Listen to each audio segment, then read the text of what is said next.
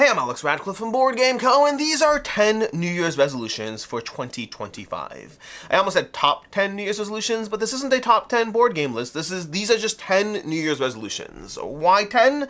Because I had 7, and 7 seemed like close enough to 10 that let's get to a round number.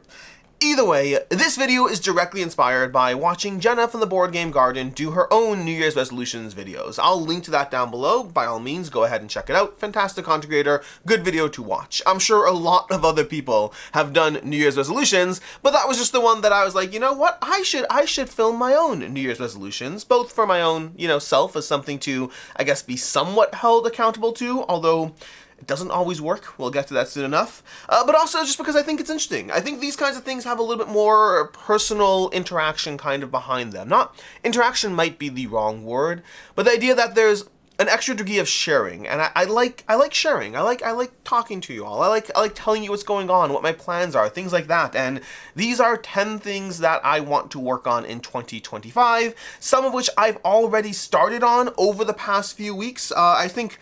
Well, let's go through them. Let's go through them and we'll get to all of these over here. Timestamps to everything down below, but these are my 10 New Year's resolutions. Let's start with number 1. Number 1 is a kind of reference to a bunch of videos I've already filmed that haven't gone up yet, but will be going up soon. Specifically, there are 35 games I want to play. There are 35 games that I want to play, a combination of games that I have for coverage that I need to review, a combination of games that are just in my collection, my unplayed games that I want to table, and then a bunch of games on Board Game Arena that I would love to learn and play, most of which I actually own, but I'm just going to try to play them on Board Game Arena because sometimes it's easier to play a game if it's on Board Game Arena.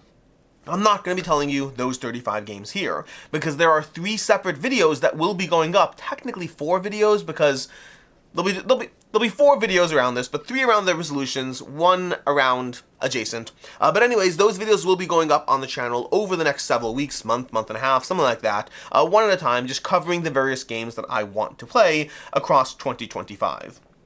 I do plan on doing a look back on tracking how well I did. My goal specifically is to table at least 30 of these 35 games. I want to give myself some grace to the idea that I might not be able to get every single one of them played. And so right now, I want to table at least 30 of these 35 games, and we'll go through these in separate videos, basically. We'll go through them. We'll go through them in separate videos. This, by the way, is one that I already had on my, the way I put together this list is I had 3 or 4 things in the back of my mind that I kind of was aware of. I had at least 2 things I was actively working on, meaning these 35 I was already working on. One of these other things I've already started doing, and then the rest was just filled out from there. Which brings us to number 9. Number 9 is adjacent, yet slightly different, because this one is related both to playing games, which I just had, but also to content around those games, and that list is still in flux. Basically, I want to do a 10 by 10 challenge, specifically because I have a 10 by 10 challenge board from Vegas 3D. I'll link to them down below. You've probably seen it in, well, you may or may not have seen it, depending on what videos you watch, but you may or may not have seen it in other videos as far as my Deluxe Vacation series. But Vegas 3D does these, well, challenge boards with little magnetic meeples, very fun to go through, little custom little tags for the games. But I have one of those, and I'm still finalizing this list. I have a tentative list I will give you now, but I'm still finalizing it. But I want to do a 10 by 10 challenge this year, and then also attach that to my 12 by 12 video series. And the reason we're doing that is because the reason we're doing a 10 by 10 with a 12 by 12 is my 12 by 12 series is a series of videos I did a bunch of in 2024. I did not do as much as I wanted to, and I want to do more in 2025. But basically the idea is that I want to do videos that cover a full encompassing of a game. That requirement is that I have played the game at least 12 times. I have played the game in all ways and at all player counts. So, and that doesn't necessarily mean every combination, but if there's different modules, I have to have played every module. If there's different expansions, I have to have played every expansion. If there's different player counts, I have to have played every player count, possibly allowing for not solo play if it's a game that does solo play. That's the one area I might give myself the leeway to not do, but in general I have to have experienced all facets of a game. Not necessarily in every combination. So for example, I don't have to have played every expansion at every player count, but I do have to have played every expansion and every player count, if that makes sense. And again, a minimum of 12 plays as well. It's a series that I probably have like 5 or 6 videos on the channel of me doing that, and I wish I had like 1 a month. So right now I'm aiming for 10 of them specifically. These 10 by 10 challenge that I'm doing, play 10 games 10 times, I want to also do 12 by 12 videos around those games, which means technically it's really a 10 by 12 challenge, but Vegas 3D prints their boards based on most people doing 10 by 10s, so I'm going to be using that as my my board. I'm using that as my board and then extrapolating it to a 12 by 12 challenge. This was far more complicated than it needed to be. But for those 10 games, and I reserve the right to change them, some of these I had locked in, and the rest I decided I wanted to give you the titles that I'm working on theoretically in this video, but again, they may well change, so take it with a grain of salt. But those 10 games right now are going to be Cthulhu Death May Die, with the new content in, with me having access to the prototype for the newest stuff, the newest content. I wanted to go ahead and play through a whole lot of the variations of that, anything I haven't touched upon to do a full review of that.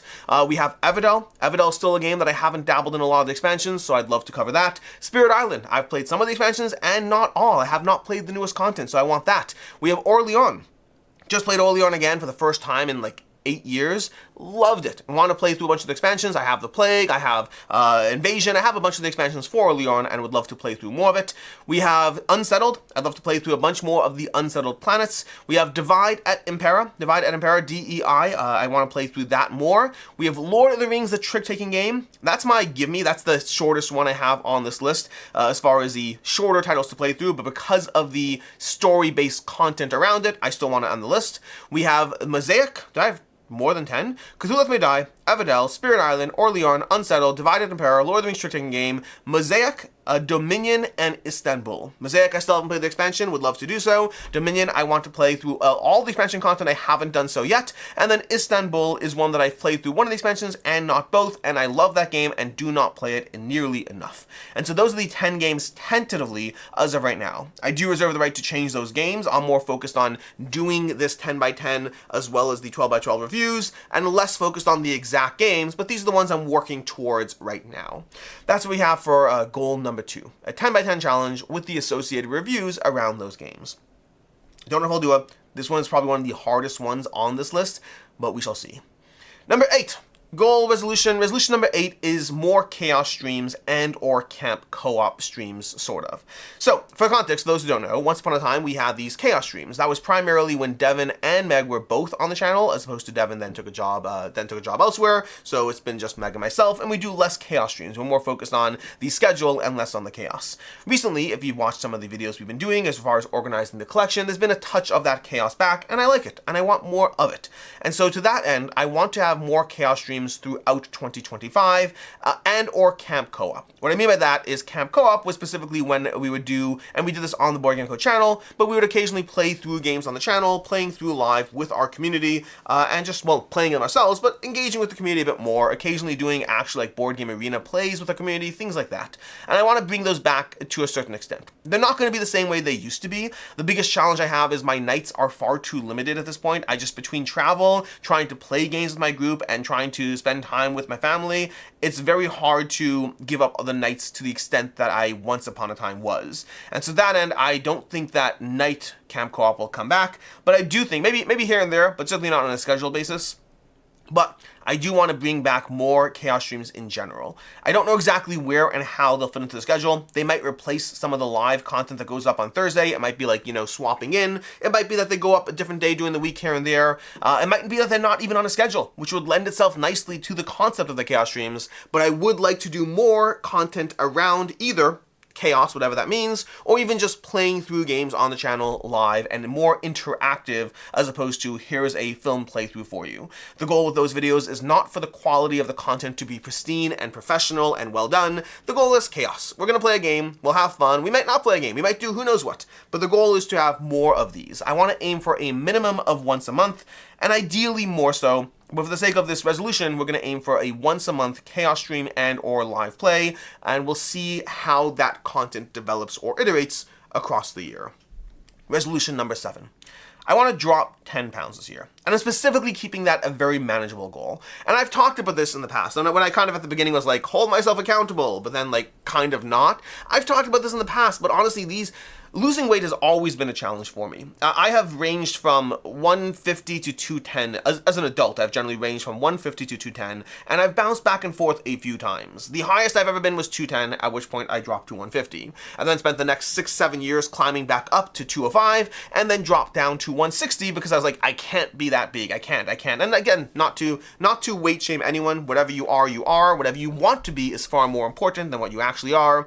And for me, I've always appreciated being a little on the slimmer side. I don't need to be thin or whatever. We're getting to the side. I like being around 160. That's usually where I feel comfortable and I don't feel like I'm trying to lose weight. Less than that's great, but usually once I'm hitting 170 is when I'm starting to feel a little bit like pants are a little tighter. I don't feel as comfortable. It's a personal goal for myself, and I've always struggled around that. I usually can lose the weight, but then I often lose track of what's going on and the weight creeps back up. So for me, I managed to drop down to around 160 after the last time. I don't remember how far back it was, but I want to say maybe 2018, 2019, I dropped down to 160 and then slowly started putting it back up. I got back to 175 and then managed to drop back down to 165. Again, I was like, you know what? I want to drop down. I want to drop down again and just maintain it, but then it's started to creep up again. I want to say in 2022 I was probably at around 165, and right now over the past 3 years or 2.5 years, whatever it's been, I've crept all the way back up to 188. That's where I'm at right now. So I managed to put back on 23 pounds from the 165 I was there. And again, it's not even the lowest. I would say my lowest maintained weight is 160, and so I'm 28 pounds above that. I don't think it's bad. I don't think it's the end of the world, but I do think that weight in general is something that if you're not, especially if you're someone who does have the weight creep up, then you're either fighting it or you're letting it creep up further. So for me, I want to be more on top of it this year. I'm giving myself a 10-pound goal by the end of the year, meaning I want to drop down to 178 by the end of the year. Why 178? Because it's manageable, it's achievable. It doesn't put a big pressure on me to drop a whole ton of weight. It doesn't put a pressure to change my lifestyle dramatically. It puts just enough pressure to be mindful of, hey, try to be a pound less at the end of the month. That's all you gotta do, Alex. All you gotta do is a pound less by the end of the month, and if you do that consistently over the year, you'll drop down to 178. And then from there, we can see where next year goes. Maybe I'll drop more, maybe not, I don't know, but I would love to be a drop more mindful around trying to get to not to where I wanna be, but on the pathway to where I wanna be. I don't have a huge problem with where I am right now. I just know that if I'm not mindful of it, it will go up. And if I can drop even 5 pounds, that's 5 pounds closer to where I want to be. And life's not going anywhere anytime soon, hopefully. And so I'm not in a rush. I'll take my time with it, but I would love to drop 10 pounds by the end of the year, starting at 188 as of right now. Goal number 6. I want to stop using Facebook as a distraction. Facebook to me, over who knows how much time, is generally the thing I do in between tasks. I do a video and then I go browse Facebook for what's supposed to be a minute and turns into 12. I finish something for GameFound and then I go browse Facebook, what's supposed to be a minute and turns into 20. Facebook in general has been the place that feeds, and there's a few actual avenues for this, and I should actually be more specific. I should actually try to remove Facebook as well as my Google News feed. My Google News feed is very good at learning the articles I click on, regardless of how little value they're actually adding to my life, and then showing me more of them, whatever those are. So both Facebook and Google Newsfeed, I want to remove those as a distraction, or at least to minimize them. Now, to be clear, I don't mind going onto Facebook with intent. Meaning I don't mind saying, hey, I want to go on for like 5 minutes because I haven't been on in a day or two, and I want to scroll through and catch up loosely on what's going on. I don't mind being on Facebook. What I mind is the mental need for a distraction that I cater to by wasting time on something that I don't value. Like, I don't mind, let's say I'm playing Hearthstone right now. I'm enjoying Hearthstone. I've enjoyed Hearthstone for years, but I've gotten back into it recently. I don't mind saying, hey, I'm going to play a game of Hearthstone in between tasks because I want that break. I don't mind the break. What I mind is the sense that I did something that I didn't even get value from. That's what I don't like, and that's what I want to avoid. And so I'm actively, and this is something I've already started, like as of the past week or so, I've started doing this already, and I want to get better at it. I've gotten decent at it. I want to get better at it. I want to really remove Facebook and Google Newsfeed. I think those are my two main sources of distraction. Well, we'll get to this third one, but it's going to be its own challenge because of how it is. But those two I want to remove as sources of distraction from my life. I don't want them in my life. I don't want the things in my life. I don't want them there as a avenue to waste time on. And so I don't mind being on Facebook. This is not me leaving Facebook or trying to not be on Facebook. This is me trying to say to myself that I need to operate with intent and action, and I will spend my time on Facebook when I want to, and I will ignore it the rest of the time. That's one of the goals that I have for this year. Less Facebook and or distraction sites. Goal number 5 is arguably the exact same thing, but it's a much bigger specific issue for me that it gets its own section. And this is no more reels and shorts. Now, this is not motivated by the TikTok ban that, as of filming this, just went into effect yesterday. But the TikTok ban, I don't use TikTok. I don't have it. I'm not saying that's a badge of pride. I watch Reels and Shorts. I don't know if there's a practical difference. I just happen to have never got into TikTok. But I am on Instagram and I am on YouTube, and so I've watched Reels and Shorts.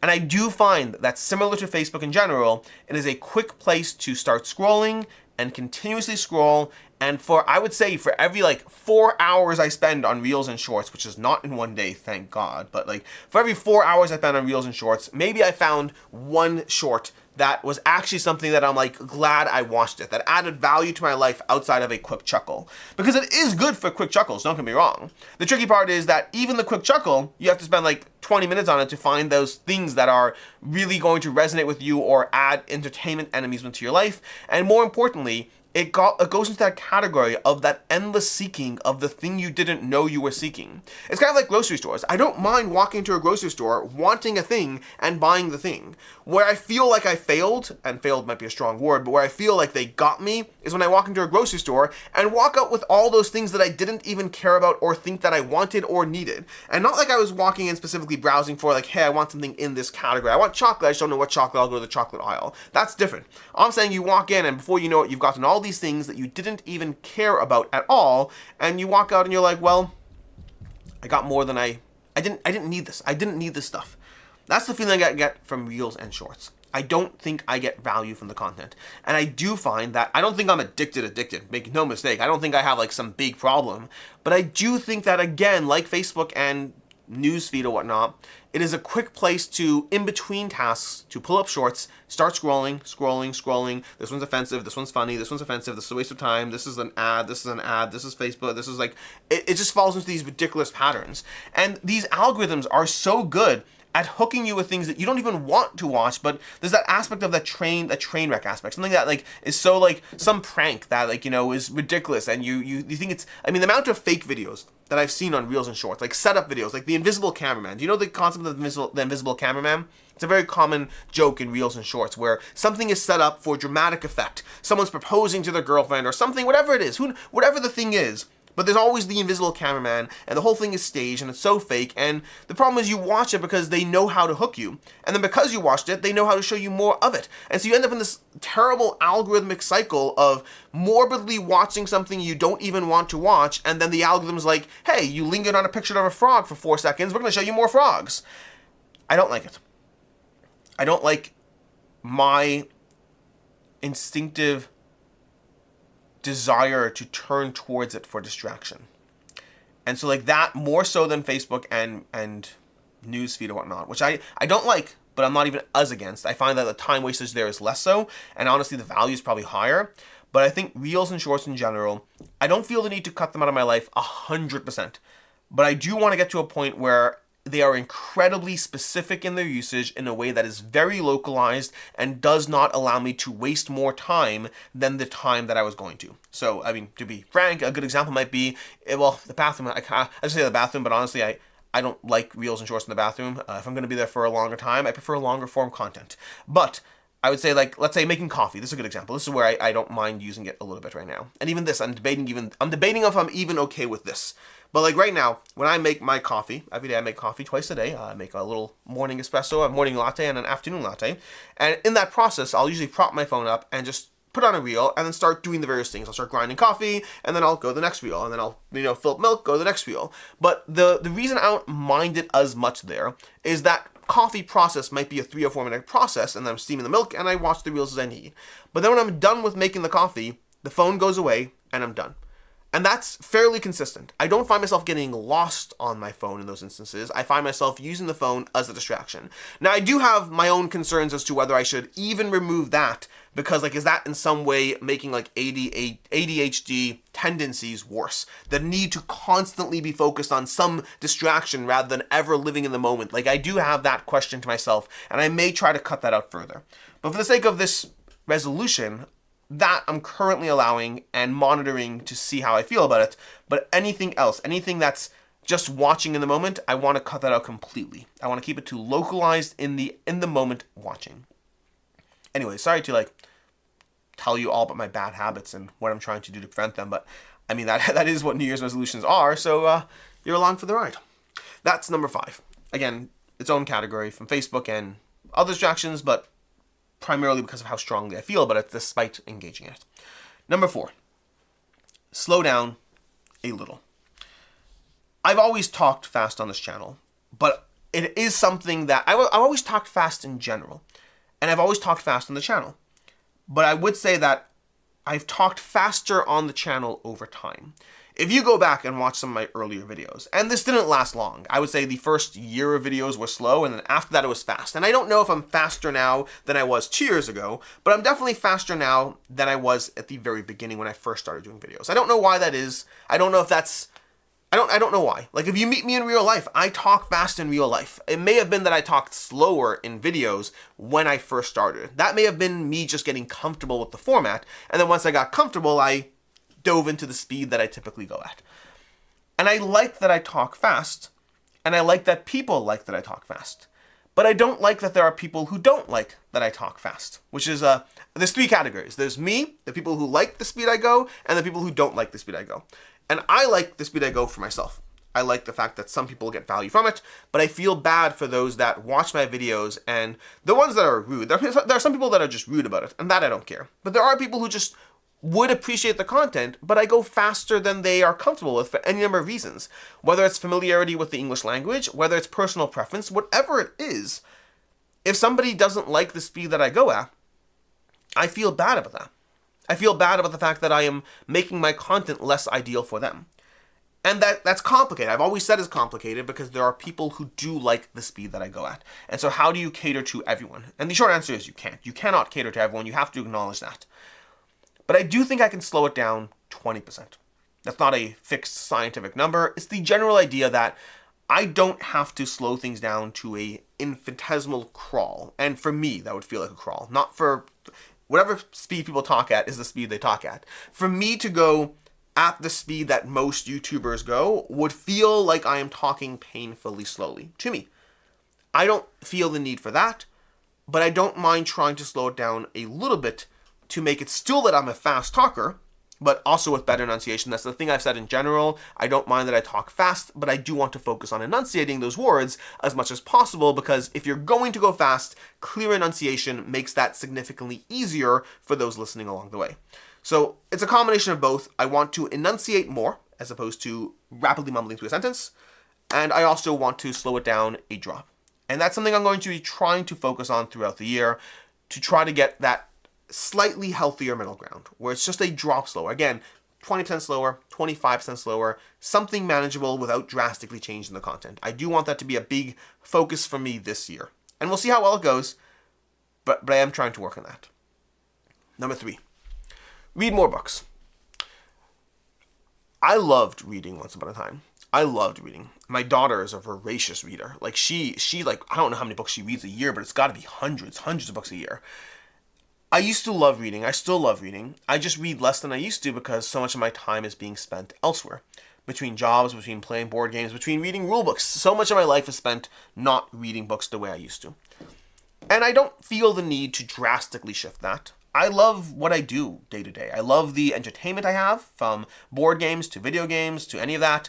And I love the what I do on a general basis in all aspects. But I do read less than I used to, and I would like to change that a little bit.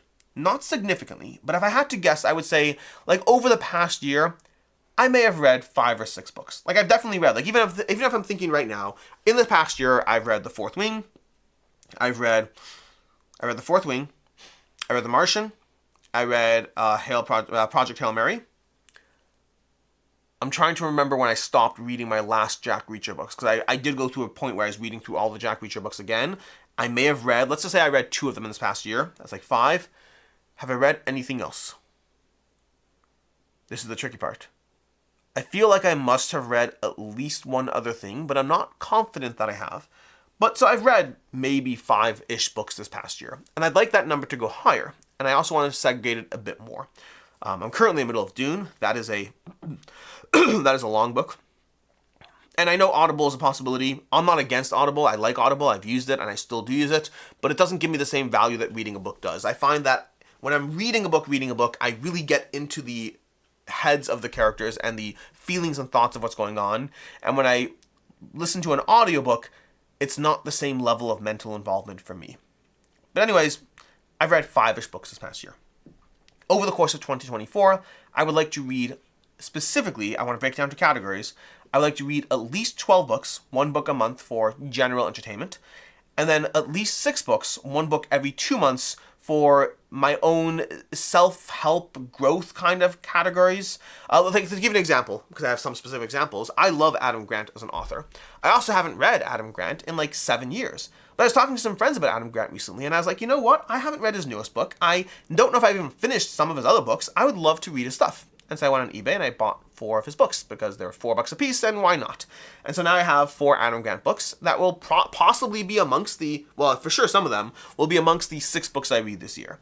Adam Grant, for those who don't know, is Malcolm Gladwell adjacent. I prefer Adam Grant. Malcolm Gladwell's for sure more popular, but it's that kind of thinking. It's that looking at the world and giving you things to take away from it. And I'd like to read more of that kind of stuff throughout the year. And again, my specific breakdown is a fiction book every month, and then a non-fiction book every 2 months. That is what I'm looking for. So I'm looking to finish 18 books by the end of the year.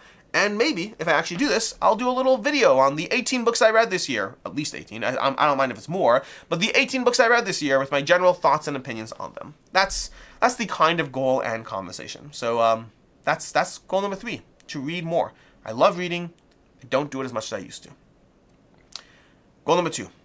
More collaborations on the channel. And specifically here, so let's talk collaborations. A long time ago, I used to do a bunch of collaborations, and part of it was made easier because during COVID, everything kind of turned to online. And so doing online videos with other content creators where I'm here, they're there, and we just do a film video together, that made sense. It felt like something that was being done at the time. But I don't love online collaborations. I love in-person collaborations. And in fact, if you are a content creator watching this video and you've made it this far, this is also an invitation. It is an invitation, and or you can invite me. That both are possible, but everything's gonna be dependent. But the idea being, I would like to do more collaborations this year, more videos with other content creators in the space. Whether content creators that I've worked with in the past, or whether content creators that I haven't. I'm not averse to either way. But I like interacting and networking with others. And I've generally liked the videos that I've done with others. I find it really entertaining to sit down in front of somebody who you don't usually do videos with, and then have a conversation, share your opinion. Now, my preference is in person, because I do find that I find the vibes are so much better in person. But it's not an essential thing. It's a preference to do things in person and a willingness to do it online if I'm not able to do it in person. But I would like to specifically do at least 6 collaborations by the end of the year. Again, whether they're people I've worked with in the past or not, because people I've worked with who I enjoy doing videos with them, great, that makes it easier. I like them already. And if I haven't, it's an opportunity to do a video with somebody else, to learn, to get to know somebody else. And so I'm open to both, but I think that over the past year or two, collaborations have gone from being a frequent thing on the channel to being incredibly rare, and I would like that to change. And so for me, one of my goals for this year is a collaboration every other month, 6 collaborations by the end of 2025. That's not a lot of videos. I do 700 videos a year. I'm talking about 6 videos that are with others, and we'll see if I actually get it done, but I would like to do that. And then goal number 1 is something that I've actually already started. I've talked about in another video, and I have been pretty decent about it, but would like to get better. And that is a gratitude journal. This is something I've talked about in the past, but I think it's so important that I'm going to talk about it fully again, as if you haven't heard a word about it. And a gratitude journal is the general idea that you write down the things that you're grateful for every single day. And I'm sure there are 7,000 variations of this, but for me, the variation I've always done is each day write down 3 things that you're grateful for that in some way are not repeats of the same thing you've done day in, day out. Meaning, it's great to say thank you for my family, thank you for my health, thank you for the fact that I can pay for my mortgage. Those are great things, and they're good things to be grateful for. But try to be a bit more specific so it's not rote. And the goal of it, the idea of it, is that it trains you to start realizing how much good there is in your day-to-day that sometimes we don't pay attention to. It's easy to be frustrated by that bill you got for, I don't know, the dentist or who knows what. And it's easy to be frustrated by the tax bill you just got. Or be annoyed the fact that you once again have a bad cold and can't do the things you're trying to do. And it's very easy, it's natural for us as human beings to focus on the negative. And spending time daily writing down the things that you're grateful for trains your mind to start focusing on the positive too. I'm not even saying don't focus on the negative. I'm not trying to say you can't wallow in whatever bad thing happened and have those moments. That's a longer conversation about the mental health aspect there and how to deal with that. That's not what we're getting into right now. What I am trying to get into is the focus on the things that are good, because there's a lot of good in the world, and there's a lot of good that happens to all of us, and it could be small and rote. It could be you really enjoyed your afternoon coffee. Lord knows I do. But it's something that I have always gotten value from when I do it. And it's something that I've started doing. I want to say I started doing, or I don't remember when I talked about it, but currently, as of me filming this, it's currently January 19th. I don't know when the video goes up, but today is January 19th. I started talking about this roughly 3 weeks ago. I think the first time I did it was December 25th, I want to say. I have to go look at my journal. I think December 25th was the first day I actually did it. But I have been doing it since December 25th. I've probably done it like on average every third day. Although if you look over the past week, I missed like one day. So I'm getting a little better. I'm trying to build up the habit. I'm trying to build it up so that every single day, either at night before I go to bed, I just go write it because I do it digitally. I could do it physically, but I prefer digitally. And alternatively, right before bed, I do it. Alternatively, if I forgot, I do it the next day. But the goal is to specifically think about 3 things that I am grateful for that happened that day. And they could be small and stupid. I don't care. It could be I sat down and I'm trying to think of things I've written in the past week, but because some will be personal always, but I don't mind sharing some. Like some things I've written in the past week are that I had a great time like building Lorcana decks with my daughter, and we really enjoyed the deck building process and then going through and getting those games. One of it was, I got an end of the year bonus. That's great. It's an extra check that I wasn't expecting. That's really helpful, really nice. It helps ward off whatever terrible things that are going on in life otherwise, because I also got a tax bill I wasn't expecting, but that is what it is. But anyway, so you have things like that, or what else is something else. I am grateful that I've gotten back into Hearthstone the past 2 months. The past month or so I've started getting back into Hearthstone, and I'm really enjoying it, and I'm grateful for that. It gives me that kind of interaction. It literally might be one of my New Year's resolutions, one of my gratitude notes might be that I have 10 New Year's resolutions that I'm working on, and I'm happy to have these things that I'm grateful for and working towards. I have new glasses showing up. I think they're showing up Wednesday, if I'm not mistaken, and so when those show up, I've been getting, longer story here, a little background, but I recently, over the past month or so, I've been getting slightly more frequent headaches. Meaning, headaches to me are either something that is obviously related to something that is going on, I got way too little sleep, something happened, I don't know. But twice in my life, I got consistent headaches. Twice. Where I didn't have a specific reason for those headaches, but they were something that was just happening on a consistent basis. And one of those times was shortly before I quit my last job in 2022, maybe? I don't remember exactly when it was. 2021? I think 2022. But towards the end, I was getting frequent stress headaches. And when I quit, the headaches went away right away. And that was because towards the end of my job, I am very grateful for my last job I had before going full-time in the board game space, but towards the end, there were frequent stress headaches. And the other time was around 8 or 9 years ago. I was getting a lot of headaches, and I hadn't gotten my prescription updated in a long time, and I did that. I got new glasses, and the headaches almost instantly went away, meaning my eyes were straining too much to operate at the wrong prescription that was giving me headaches.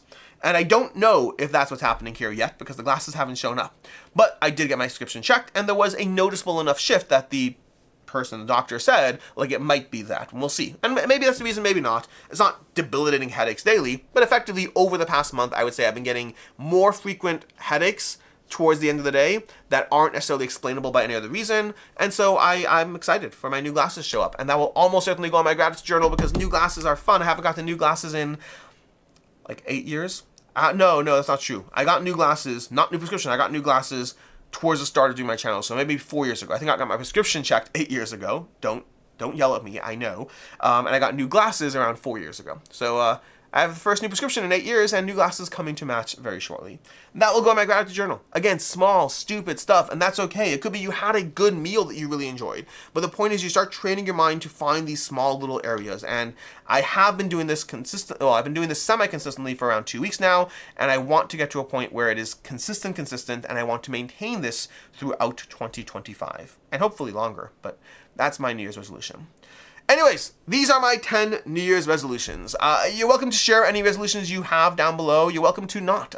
This video is kind of just, doing these are things I should do anyway. I was inspired to do the video by Jenna from the Board Game Garden, and I want to share it with you because, again, I interact with you a lot more. With the amount of content I do, the amount of videos I do, the amount of people that I see at shows or Discord or Level Up is going to be happening shortly. So, I don't know if this video is going up before or after Level Up, but Level Up's happening shortly. There's a degree of interaction between us, and I like that little extra personal touch. And so, here I am with my 10 New Year's resolutions. Anyways, until next time, I'm Alex Radcliffe from Board Game Co. I hope you appreciate this video, and as always, I hope you have a good one.